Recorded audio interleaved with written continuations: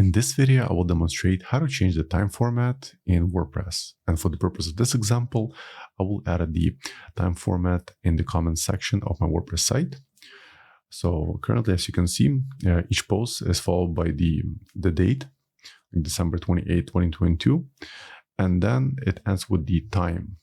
And currently, it's a 12-hour clock time followed by the AM or PM. And for the purpose of this example, I would like to add the last part. I want to add the seconds, and I will also want to make the AM or PM in the uppercase.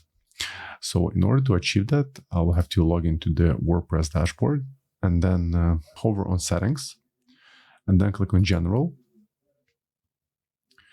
And then look for the time format section.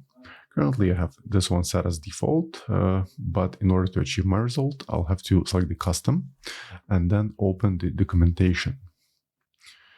And within the documentation, we have to scroll until they see the section called time.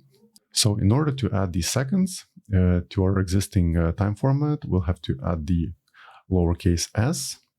And in order to make the AM, PM in uppercase, we'll have to add the uppercase A. So let's go ahead and make the change.